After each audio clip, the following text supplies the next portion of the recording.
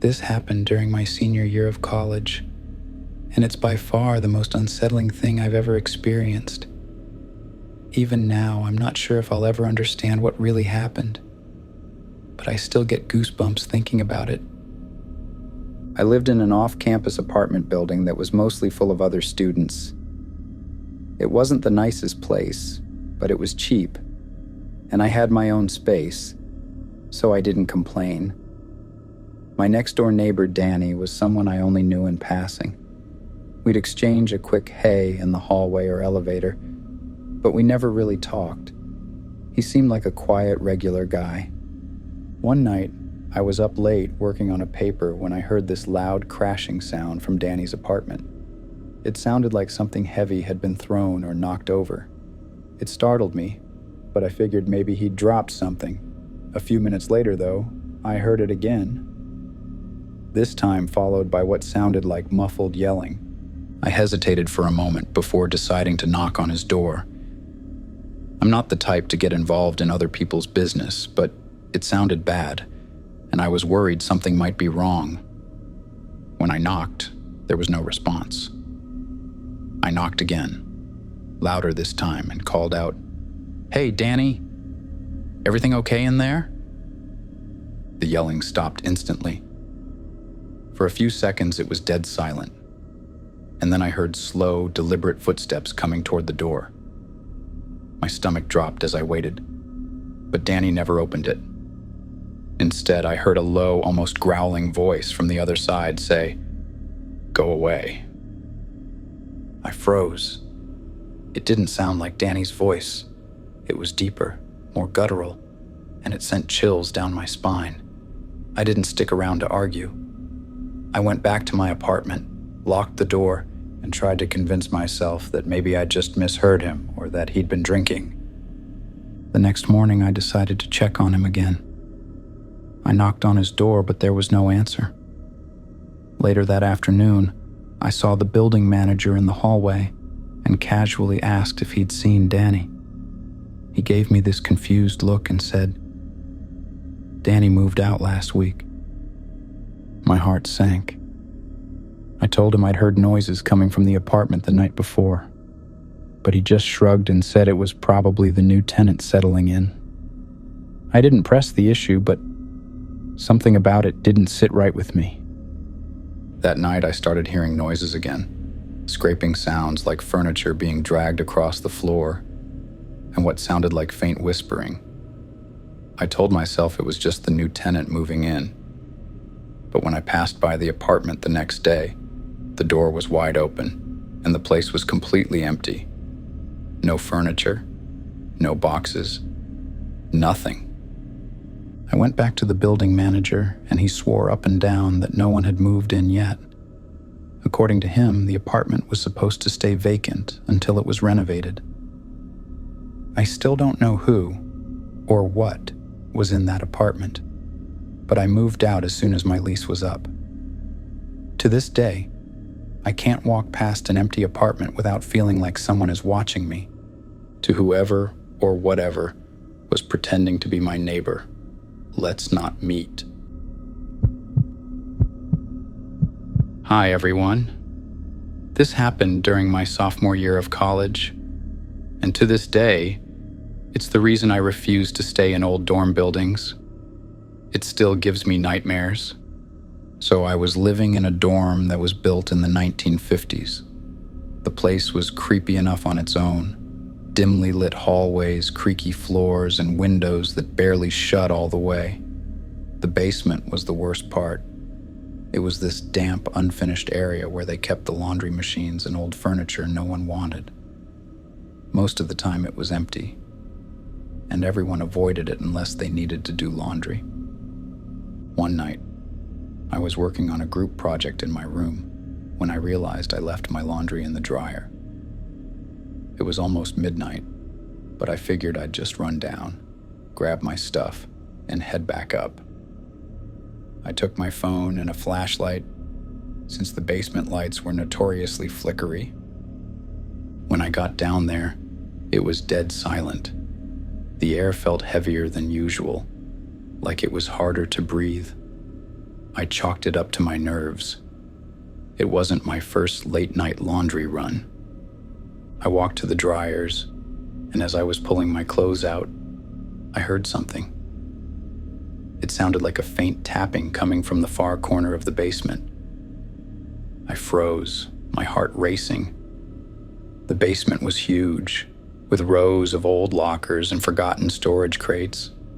I tried to tell myself it was just pipes or something shifting, but the tapping got louder and more deliberate, like someone was knocking on one of the metal lockers.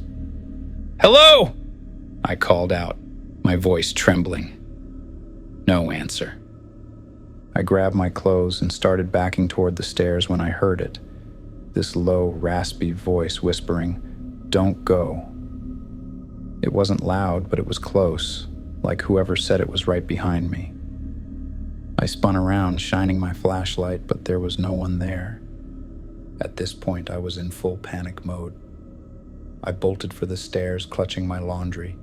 Just as I reached the first step, the tapping started again, faster and more frantic, echoing through the basement. I didn't look back. I ran all the way to my room, slammed the door, and locked it. My roommates thought I was overreacting, but I couldn't shake the feeling that something had followed me. A few days later, I told my RA about what happened. She got this weird look on her face and said, "You know about the basement, right?" When I asked what she meant, she told me that years ago, a student had gone missing after a fight with her roommate. They found some of her stuff in the basement, but she was never seen again. After that, I avoided the basement like the plague. I started doing laundry at my friend's dorm across campus. Sometimes I'd still hear stories from other students, people who swore they heard whispers down there or footsteps that weren't theirs. I don't know if what I heard that night was real or just my imagination, but I'll never forget how it felt. To whoever or whatever was in that basement, let's not meet. Hey everyone, this is something that happened to me back when I was a freshman in college, and it's the kind of thing that still creeps me out whenever I think about it. I've never been great at talking about it, but I figure if anywhere's the place, it's here. It was a Friday night, and I'd been hanging out with some friends off campus. Nothing crazy, just a low-key night playing video games and ordering pizza. It was around 1 a.m. when I decided to head back to my dorm.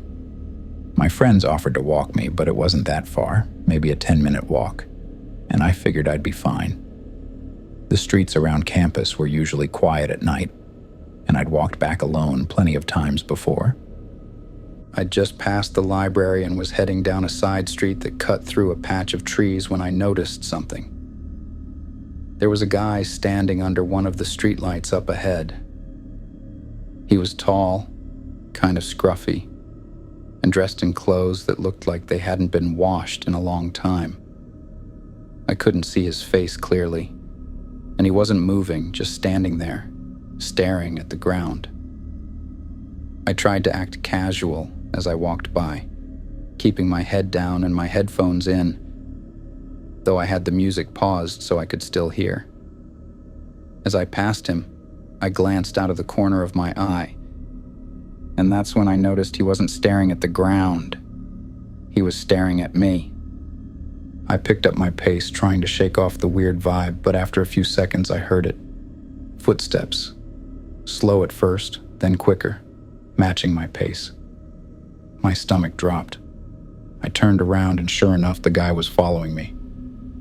"Hey man, can I help you?" I called out, trying to sound confident even though my voice was shaking. He didn't answer. He just kept walking toward me, his pace getting faster and faster. At that point, I didn't wait to find out what he wanted.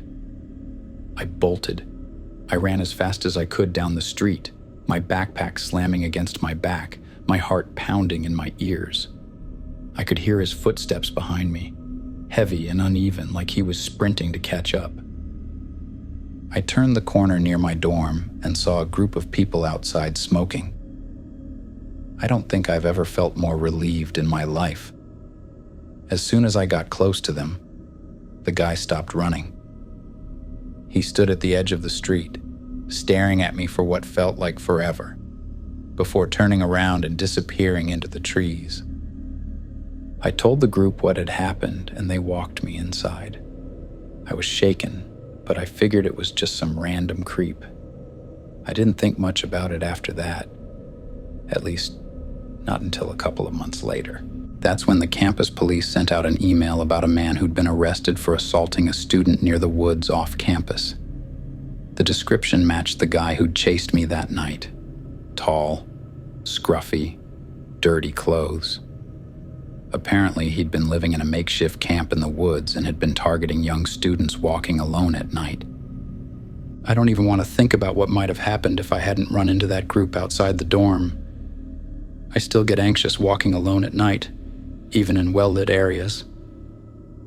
To that guy who chased me, let's not meet. Hey everyone. I never thought I'd have a story scary enough to share here, but after this happened during my freshman year of college, I think about it all the time. Honestly, it makes my skin crawl just writing it down. I went to a smaller state school, and like a lot of freshmen, I got paired with a random roommate in the dorms. Her name was Sarah, and at first she seemed normal enough. She was super quiet, never really left the room unless it was for class, and kind of had this distant vibe. I figured she was just shy, so I gave her space. But after the first couple of weeks, I started noticing little things about her that didn't sit right. She had this habit of watching me, not in an obvious way, but in this weird, sidelong kind of stare, like she'd be pretending to scroll on her phone, but her eyes wouldn't move. I'd catch her doing it sometimes, and she wouldn't even look away. Just stared. One day I came back from class and saw her sitting cross-legged on her bed facing the door. She wasn't doing anything. No book, no phone, just sitting there. When I walked in, she smiled this small, tight-lipped smile and said, "How was class?" Her tone was so flat it made me hesitate. I mumbled something about it being fine and hurried to my side of the room. Then there was the food incident. I always packed my lunch and kept it in a little fridge we shared. One afternoon, I pulled out my sandwich, took a bite, and immediately gagged. It tasted bitter, like chemicals. I opened it up and saw that the bread was damp, like someone had sprayed it with something. I freaked out and threw it away. When I asked Sarah if she'd messed with it, she just blinked at me, completely deadpan, and said, "Why would I do that?" I wanted to believe her. But the way she said it, calm, like she wasn't even offended, made my stomach turn. Things escalated one night when I woke up at around 3 a.m. to the sound of whispering.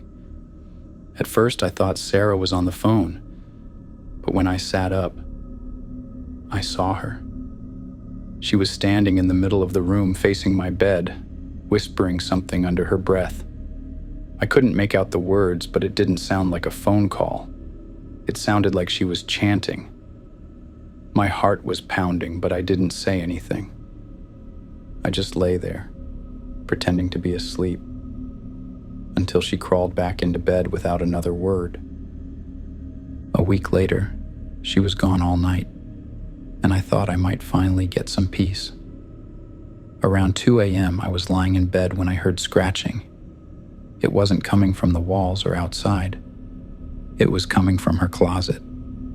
My stomach dropped. I told myself it was probably just a mouse or something. But the sound was deliberate, rhythmic, like someone running their fingernails along the inside of the door. I sat there frozen until I couldn't take it anymore. I grabbed my phone, turned on the flashlight, and walked over to the closet. My hand was shaking so badly I could barely grip the doorknob. I yanked it open, and nothing. Just her clothes hanging neatly and her shoes on the floor. I didn't sleep at all that night. The next morning, I noticed something on her desk that I hadn't seen before. a small notebook. I normally wouldn't snoop, but I was desperate for answers. I flipped it open, and my stomach dropped. The pages were filled with random, disjointed sentences. Things like, "She's too trusting," "I could get away with it," and "Will she even notice?" Some of the entries had my name written in them. When Sarah came back later that day, I couldn't even look at her. I made up some excuse about staying with a friend and got out of there. I told my RA everything and showed them the notebook. They promised to look into it, but Sarah moved out a few days later without saying a word to me. I don't know what her deal was, and honestly, I don't want to know. But sometimes I wonder what would have happened if I hadn't left that night. To Sarah, wherever you are, let's not meet.